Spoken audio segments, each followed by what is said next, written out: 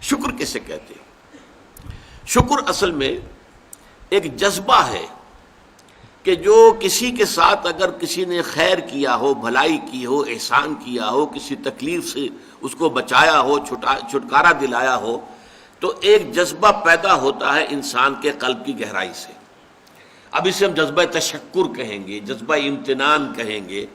یہ قلب کی گہرائی سے ابھرتا ہے اور پھر زبان پر بھی آتا ہے. آپ کا شکریہ، میں آپ کا شکریہ ادا کرتا ہوں. یہ شکر جو ہے در حقیقت یہ فطرت کی صحت کی علامت ہے. اگر فطرت صحیح ہے تو شکر لازماً ہوگا، اور اگر شکر نہیں ہے تو معلوم ہوا کہ فطرت مسخ ہو چکی ہے. آپ کے ساتھ کسی نے بھلائی کی اور آپ کے اندر یہ جذبہ بھی پیدا نہیں ہوا. یہ تو حیوانات تک کے اندر ہے. آپ کسی پیاسے جانور کے سامنے پانی رکھیے، کوئی بکری ہو، کوئی اور ہو، کوئی گائے ہو، پیاسا ہو، بندھا ہوا ہے، وہ تو ادھر ادھر دوڑ کر اپنی پیاس پوری نہیں کر سکتا. بالٹی میں پانی رکھ دیجیے، وہ پی کر پھر وہ آنکھیں اٹھا کر آپ کو دیکھے گا. وہ جانور تو اس کی آنکھوں کے اندر سے آپ کو جذبہ تشکر چھلکتا ہوا نظر آئے گا. اسی معنی میں عجیب بات یہ ہے، عین کہتے ہیں آنکھ کو، اور عین کہتے ہیں چشمے کو بھی.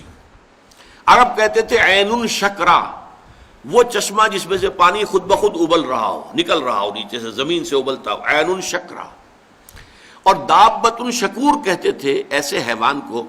آپ کے ہاں کو گائے ہے، بھینس ہے، بندھی ہوئی ہے، آپ اس کی ٹہل سیوا کر رہے ہیں، اچھی خوراک دے رہے ہیں، غذا دے رہے ہیں، نہلاتے بھی ہیں گائے بھینس کو، تو پھر اس کا ظہور اس کے بدن پر ہونا چاہیے، اس میں فربہی آنی چاہیے. تو اس کو کہیں گے دابۃ شکور. یہ شکر گزار جانور ہے کہ اس کے ساتھ جو بھلائی ہو رہی ہے، جو خیر ہو رہا ہے، اس کے نتائج اس پر ظاہر ہو رہے ہیں.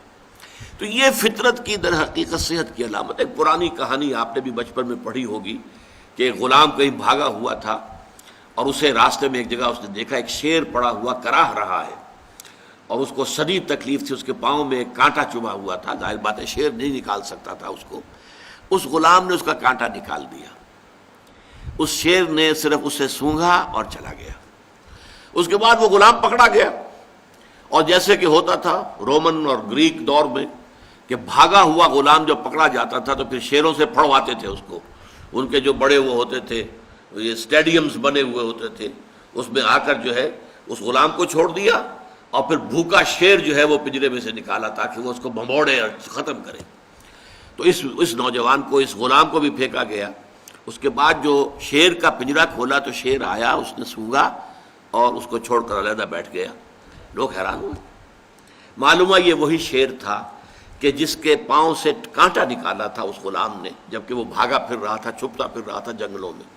بہرحال یہ شے سمجھ لیجئے کہ شکر جو ہے در حقیقت یہ فطرت کی صحت کی علامت ہے. یہاں تک فرمایا حضور نے من لم یشکر الناس لا یشکر اللہ. یہ شکر ایسی شے ہے جو انسانوں کا شکر گزار نہیں ہے، وہ کبھی اللہ کا شکر گزار بھی نہیں ہو سکتا. فطرت مسخ ہو چکی ہے. کسی نے آپ کے ساتھ بھلائی کی اور آپ کے اندر سے وہ جذبہ تشکر ابھرا ہی نہیں، معلوم ہوا فطرت کے سوتے خشک ہو چکے ہیں. وہ کنواں جس کے اندر لانے والے پانی کے سوتے خشک ہو چکے ہیں، پانی کہاں رہے گا اس میں؟ تو خالی کنواں ہے.